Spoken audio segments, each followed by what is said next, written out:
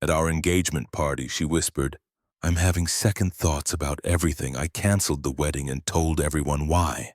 Last week, she saw me at the park with my wife and daughter. Hey viewers, before we move on to the video, please make sure to subscribe to the channel and hit the like button if you want to see more stories like this. Thanks. The fairy lights strung through the old oak tree twinkled like 1,000 captured fireflies.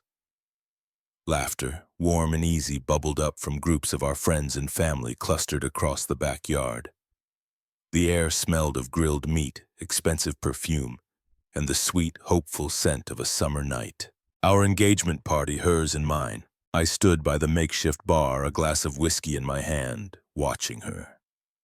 Sarah was holding court by the fireplace, her laugh, that loud, uninhibited cackle I used to love, cutting through the murmur of the party. She looked beautiful. The emerald green dress I bought her for her birthday clung to her in a way that made me feel a possessive This was all for us. The 5-year journey. The arguments, the compromises, all culminating in this perfect shimmering moment. I was all in. I had been since the day I'd asked her on that rain-soaked hike up Miller's Point. The memory flashed bright and clear against the party lights. Her breathless and smiling, her hair plastered to her cheeks. Me fumbling with the ring box, my hands numb from cold and nerves. The yes, that was more of a joyful scream echoing off the wet granite cliffs. It had felt so real, so earned. My best friend Dave clapped me on the back, jolting me back to the present. "Can't believe you're actually locking it down, man. She's a force of nature." "The best kind," I said, and I meant it. Sarah was a hurricane, and for years I'd been happy to be the eye of her storm. That's when I saw her detach from her group, her smile faltering as she caught my eye. She gestured with a slight tilt of her head toward the darker, quieter part of the garden near the old rose bushes. My heart gave a little leap. A secret moment, a stolen kiss away from the crowd. I gave Dave a wink and navigated through the well-wishers, my focus entirely on her. The sounds of the party faded as we moved behind the large oak. The twinkling lights now just a distant glow. The scent of roses was thick and cloying. "Hey, you okay?" I asked, reaching for her hand. It was cold and she pulled it away, tucking it under her arm. "Everyone's having a great time. You're the star." She wouldn't look at me. Instead, she stared at a half-bloomed rose, her jaw tight. The silence stretched, becoming heavy. "Wrong, Sarah." She took a sharp breath. "Mark, I'm having second thoughts." The words landed like a physical blow to my chest. I actually took a half step back. My mind scrambled trying to soften them to find a reasonable context. "Cold feet. Everyone gets cold feet about the party." I forced a laugh, but it came out strangled. "It's a bit overwhelming." "I know. We can sneak away soon, just say the word." Her eyes flickered to me then, and the coldness in them stole the air from my lungs. It wasn't anxiety, it was dismissal. "No," she said, her voice low and terrifyingly steady. "Not about the party, about everything, us, this." She waved a hand vaguely in the direction of the laughter, the music, the future we planned. Trapped. The word felt foreign and poisonous on my tongue. "Sarah, we planned this together. What are you talking about?" She finally turned to face me fully, and there was a strange, almost smug defiance in her expression. It was then I noticed her friends Chloe and Megan standing not far away, pretending to examine a hydrangea bush, but watching us intently. This was a performance. I was being put in my place and she wanted witnesses. "I just need to know if this is it," she said, her voice rising slightly, ensuring they could hear. "If you're it." It all feels so final, and I'm not sure I want final. The buzz of the party completely vanished, replaced by a roaring in my ears. I saw the whole scene with a horrifying crystalline clarity. The carefully chosen venue, our families, our friends, all just a backdrop for her to voice her contempt. She wasn't sharing a vulnerability. She was staging a public execution of our relationship. The love I'd felt moments before curdled into a solid, cold weight in my gut. I looked at her, at the woman I was ready to build a life with, and I saw a stranger. The hurricane had finally turned on me, but I wouldn't be destroyed by it. The anger, the hurt, the desperate urge to beg. It all rose in a hot wave, and I consciously, deliberately let it pass. I would not give her or her audience that satisfaction. My face, which must have been a mask of shock, settled into a calm neutrality. I nodded slowly as if processing a minor piece of business news. "Okay," I said, my voice eerily quiet but clear. "I understand." I saw a flicker of surprise in her eyes. This wasn't the reaction she'd scripted. She expected drama, tears, a scene that would justify her trapped narrative. She got nothing. I didn't say another word. I turned my back on her and walked away, leaving her standing there in the shadow of the roses. I walked right back into the heart of the party, the noise rushing back in a wave. I saw the questioning looks, the whispered concerns. I walked to the center of the yard, picked up a spoon, and tapped it gently against my whiskey glass. The conversations died down. 100 faces turned to me, expectant, smiling. My parents, her parents, Dave with a confused frown. "Everyone," I said, my voice carrying without a tremor. "Thank you all so much for coming tonight to celebrate with us." I paused, making eye contact with a few people. "It seems the celebration is premature. The engagement is off. Sarah is having second thoughts about everything, so please enjoy the rest of the food and drinks." The party's over. The silence that followed was absolute, and in that silence I took my first clean breath in minutes. The betrayal was complete, and my dignity, though it felt like a suit of armor I'd never asked for, was intact. The silence in my apartment was a physical presence. It was heavier than the quiet of a library, deeper than the hush of a sleeping city. It was the silence of a future that had just been erased. The drive home from the party was a blur of streetlights and the hollow roar of the engine. I hadn't looked back. I hadn't said another word to Sarah, to her gawking friends, to my stunned parents. I just walked to my car, got in, and left. The first thing I did was take off the crisp blue button-down shirt I'd bought for the party. It felt like a costume. I dropped it on the floor, not in anger, but in a kind of numb dissociation. I stood in the middle of my living room in a white t-shirt and my dress pants and just breathed.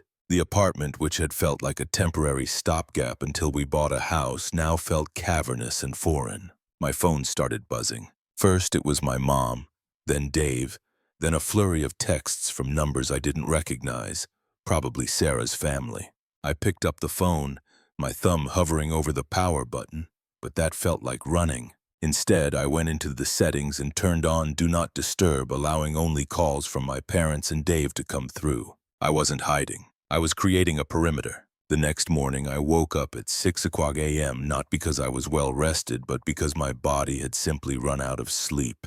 The reality of it hit me the moment I opened my eyes. It wasn't a bad dream. The memory of the twinkling lights and her cold, performative voice was etched into my mind. The feeling wasn't one of heart-shattering grief, not yet. It was a profound, bone-deep confusion, like I'd been following a map only to discover the world itself had been redrawn overnight. I made coffee. The mundane ritual was an anchor. Then I went to my laptop. I opened a spreadsheet I'd lovingly titled Wedding Plan V3. I scanned the list of vendors: the Ridgewood Venue, Magnolia Catering, Aria String Quartet, Premiere Photography. My first call was to the venue manager, a cheerful woman named Brenda. Ridgewood Events. This is Brenda. "Hi, Brenda. It's Mark Evans. We have the wedding booked for October 15th. "Why, hello, Mark. So excited for you and Sarah. What can I do for you?" "I need to cancel the booking." The line went silent for a beat. "Oh, I see. Is everything all right?" "The engagement has been broken," I said, my voice flat and even. "I apologize for the late notice." "I understand. We'll forfeit the deposit. Please consider it done. Thank you for your time." I hung up before she could offer condolences or ask prime questions. I repeated the process with the caterer, the quartet, the photographer. My script was the same with each one. Polite, firm, and brutally final. "The engagement has been broken. Cancel everything. Forfeit the deposit. Thank you." I was a machine, systematically dismantling the future we'd built. There was a strange, grim satisfaction in it. With every cancellation, I was taking back a piece of control. 2 days after the party, the doorbell rang. I knew it was her. I'd ignored all her texts, a chaotic mix of "we need to talk" and "you humiliated me," and she had run out of patience. I opened the door. Sarah stood there, her arms crossed. She looked tired, but there was no remorse in her eyes, only a defensive, simmering anger. "You didn't have to cancel everything so dramatically," she said, brushing past me into the apartment. We could have talked. You just shut down. I closed the door and leaned against it, not offering her a seat. You told me at our engagement party in front of everyone we know that you felt trapped. What was there to talk about, Sarah? I'm not a prison guard. She threw her hands up in exasperation. You're so black and white. It was a feeling, a moment of doubt. You're just proving my point that you can't handle complexity. You can't handle real messy emotions. I just looked at her. The hypocrisy was breathtaking. My ability to handle complexity isn't the issue. Your decision to share that particular feeling at that particular moment was a message. I received it. We're done. Done. She spat the word out. Just like that. 5 years and you're just done because of one conversation. It wasn't a conversation, I said, my voice still calm, which seemed to infuriate her more. It was a declaration. You made your choice. I'm respecting it. I was scared, she yelled, the facade cracking to reveal the panic beneath. I needed reassurance, not for you to burn everything to the ground. You didn't need reassurance, I countered, finally pushing off the door and walking toward the kitchen. I needed to put space between us. You needed an audience. You got one. Now you have to live with the performance. I picked up my coffee mug. I think you should leave. She stared at me, her chest heaving. The man she expected, the one who would beg, who would try to logic his way back into her good graces, wasn't here. I was someone else now, someone she couldn't manipulate. Fine, she whispered, her voice thick with tears of frustration. You're a coward. You're running away because it got hard. I didn't respond. I just took a sip of my coffee and looked out the kitchen window. After a moment, I heard the front door open and then slam shut. The silence returned, but it felt different now. It was no longer the silence of absence, but of resolution. I picked up my phone and went to my social media apps. I didn't scroll. I went directly to the settings and blocked her on Instagram, on Facebook, everywhere. I wasn't doing it out of anger. It was a practical necessity, like canceling the wedding vendors. She was a canceled vendor in the project of my life. That afternoon, I called Dave. Hey man, I said when he answered. You free for a beer tonight? Mark Jesus, are you okay? What the hell happened? I'll tell you tonight, I said. But I'm okay. I'm really okay. And the strange thing was, in that moment it was true. The pain was there, a dull ache, but it was overshadowed by a profound sense of clarity. The map was gone, but the compass inside me was finally, after years of spinning, pointing true north. The world didn't end. The sun kept rising. That was the first surprise. I'd somehow expected the universe to acknowledge the cataclysm, to grind to a halt in solidarity with my shattered life. Instead, Tuesday came and I went to work. The sky was a brilliant cloudless blue, a mockery of my internal gray. The office was the worst. The pitying looks, the hushed conversations that died when I walked into the break room. I held my head high, offered a tight smile, and said, "It's all good. Appreciate the concern," to anyone brave enough to approach me. I became a master of deflection. I buried myself in a complex data migration project, losing myself in lines of code and system architecture. It was clean, logical, and it obeyed commands. It was the antithesis of Sarah. Weeks bled into months. The initial numbness gave way to a low-grade, constant hum of sadness, but it was a manageable hum. I started going to the gym again, not with rage, but with a quiet determination. The physical exhaustion was a welcome substitute for the emotional kind. I reconnected with friends Sarah had always subtly dismissed as too boring or not ambitious enough. They were the ones who showed up with pizza and video games, who didn't need to talk about it, who just let me be. The information about her life started to trickle in. Not because I sought it out, but because our social circles, though fractured, still had overlapping threads. The updates came through Dave, who had become my reluctant, unofficial news feed. The first update came about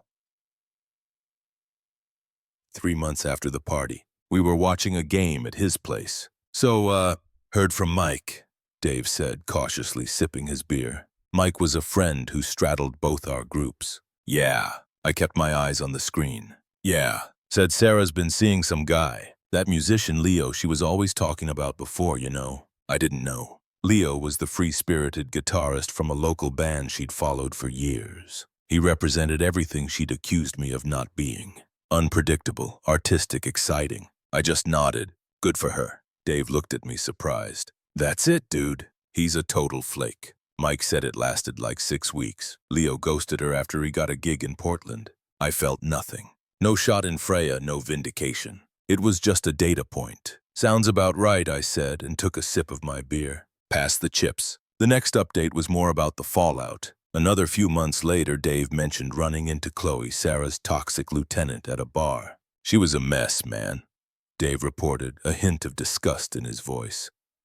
Tried to give me some sob story about how Sarah's been having a rough time. Apparently, a lot of people thought the whole engagement party thing was, well, up. Her friend group kind of splintered. No one wants to be around that kind of drama. I listened, my face neutral. I thought of Chloe and Megan watching from the hydrangea bush, their faces eager for the spectacle. I felt a distant pain, not for Sarah's isolation, but for the sheer waste of it all. The friendships, the trust, all sacrificed for a moment of theatrical cruelty. The final piece of karma drip came almost a year later. My mom, who still occasionally ran into Sarah's mother at the grocery store, called me one evening. "I saw Carol today," she said, her tone carefully neutral. She looked tired. She mentioned Sarah. Well, she didn't get that promotion she was up for at the marketing firm. Carol said she's been distracted since everything happened. I murmured, scrolling through work emails on my laptop. The news was unsurprising. Sarah had always tied her self-worth to external validation. Her job, her social status, the perceived excitement of her life. When the foundation of our relationship, the one thing that had been stable, crumbled, it was inevitable the rest would wobble. "Are you okay hearing this, sweetie?" Mom asked, her voice soft with concern. "I'm fine, Mom," I said, and I meant it. It's just news. It doesn't have anything to do with me anymore. And that was the truth. Listening to these updates was like hearing a weather report for a country I'd no longer planned to visit. A hurricane might be hitting the coast, but I was inland, safe and building a stronger house. The pain was a relic. The love was a memory. What I felt for Sarah now was a profound and absolute indifference. She had become a stranger, and her struggles were the struggles of a stranger. The chapter was closed, the book was on the shelf. I had new stories to write. The first attempt was almost laughable in its audacity. It had been 6 months. 6 months of perfect healing silence. I was at the gym, my phone buzzing on the bench next to me. I finished my set, wiped the sweat from my brow, and picked it up. A text from an unknown number, but the area code was familiar. Unknown number, 6:14 p.m. "Hey, it's Sarah. I know I probably shouldn't be texting you, but I was just thinking about you. Hope you're doing okay." It was like a faint, distant echo from a life I'd evacuated. There was no apology, no acknowledgement of the nuclear bomb she dropped. Just a casual hey, as if she bumped into me at a coffee shop. I felt a flicker of something. Not anger, not longing, but a cold disdain for the sheer lack of self-awareness. I didn't block the number. I simply deleted the message and went back to my workout. No response. The second attempt was more desperate. A year to the day after the engagement party, my phone lit up with a voicemail notification. I was in the middle of a coding session, deep in a state of flow. I almost ignored it, but something made me click play. I put it on speaker and leaned back in my chair. Her voice was thick with tears. The performance quality gone, replaced by a raw, shaky panic. "Mark, it's me. God, I listened to this beep. I made the biggest mistake of my life. He was nothing, a distraction. What we had was real. It was solid. I was just scared and stupid. Please, can we just talk? Just for 5 minutes. Please." I saved the voicemail. Not out of any sentimental attachment, but as a digital trophy. A receipt for a bullet dodged. It was hard evidence of the chaos I had willingly walked away from. I felt a scientist's cold curiosity analyzing the specimen of her regret, but I felt no urge to engage. No response. The third attempt involved a flying monkey. A week after the voicemail, my phone rang. Chloe, Sarah's chief enabler, the one who had watched from the bushes with gleeful anticipation. I almost didn't answer, but a morbid curiosity got the better of me. "Mark." Her voice was sharp, accusatory from the first syllable, as if I'd been the one causing trouble. "Chloe," I said, my tone flat. "What can I do for you? You need to stop being so stubborn." She launched in. No pleasantries. "She's a mess. A complete mess. She's sorry, okay? Are you really that heartless? You loved her once. Don't you care what this is doing to her?" I leaned back. adopting the tone of a customer service agent dealing with an irrational complaint. The professional archetype. Chloe, Sarah, and I are no longer in a relationship. Her emotional state is not my responsibility. It hasn't been for over a year. She's suffering, Chloe insisted, her voice rising. I'm sorry to hear that, I said, the words devoid of any actual sympathy. They were a social placeholder, a way to end the conversation. But as I said, it's not my concern. Please don't contact me again on her behalf. I heard her sputter. Urine. You know that. Before I ended the call, I didn't block her. I just made a mental note to ignore any further calls. The anger of the enabler was just more noise. The final attempt was the one that sealed everything. It came a few nights later, a rapid-fire series of text messages that lit up my phone like a distress beacon. The angry outburst. Sarah, 11:23 p.m. Fine, be that way. Sarah, 11:24 p.m. I see you. You were never emotionally available anyway. You were a robot then, and you're a robot now. Sarah, 11:25 p.m. You're probably still alone and bitter in that sterile apartment. You never knew how to live. Sarah, 11:26 p.m. I'm better off without you. I was right to leave. You're a black hole. I read them in order, each one a layer peeled back to reveal the true rotting core. The tears and pleas were gone. This was the real Sarah, the one I'd seen a glimpse of in the garden, the one who, when denied what she wanted, turned venomous. She wasn't sorry for what she'd done. She was sorry her actions had consequences she didn't like. This time I didn't just delete them. I didn't save them. I took a screenshot. It was the final piece of evidence I needed, the confirmation that my calm exit had been the only sane response. The woman was a tempest of blame and entitlement.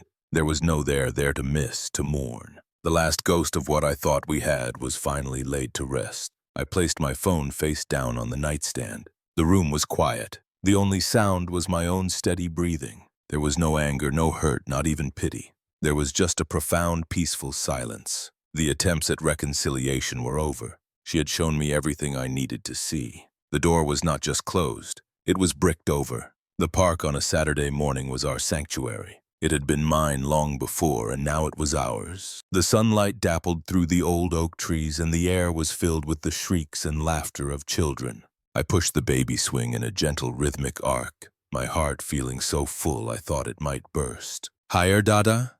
A tiny, determined voice asked. A little higher, sweet pea, I said, giving the swing another soft push. My daughter Ellie giggled, her curls bouncing under her son from a nearby bench. My wife Lena watched us, a book open but forgotten in her lap, a soft smile playing on her lips. She caught my eye and winked. This was everything. The quiet, solid happiness I hadn't even known to dream of after the bomb Sarah had dropped on my life. It wasn't a frantic, dramatic passion. It was a deep, steady current of joy. I lifted Ellie from the swing and she immediately wrapped her arms around my neck, burying her face in my shoulder with a contented sigh. I breathed in the scent of baby shampoo and sunshine. This was my life now. It was real in a way the previous one, with its performative parties and constant need for external validation, never had been. That's when I felt it, the unmistakable prickle of being watched. It was a cold spot on the warm day. I looked up, scanning the perimeter of the playground, and I saw her. Sarah was frozen on the gravel path about 20 yards away, holding a takeaway coffee cup. She looked diminished. Her shoulders were hunched, and there were lines of weariness around her eyes that even the distance couldn't hide. She was alone. She was staring, her gaze fixed on me, on Ellie in my arms, on the simple, devastating picture of a life moving forward without her. For a long moment, we just looked at each other. The past 2 years telescoped into that single silent point of contact. The fairy lights, the cruel whisper, the slammed door, the desperate texts. It all flashed by in an instant, leaving no mark. She took a hesitant step forward, then another, until she was standing just a few feet away. The scent of her perfume, the same one she'd worn that night, briefly cut through the park air.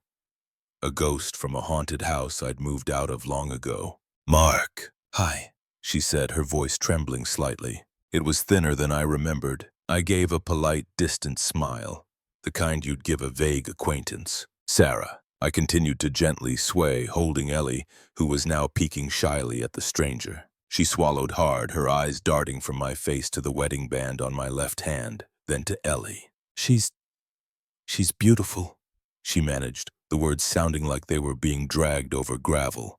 I heard you got married. Congratulations.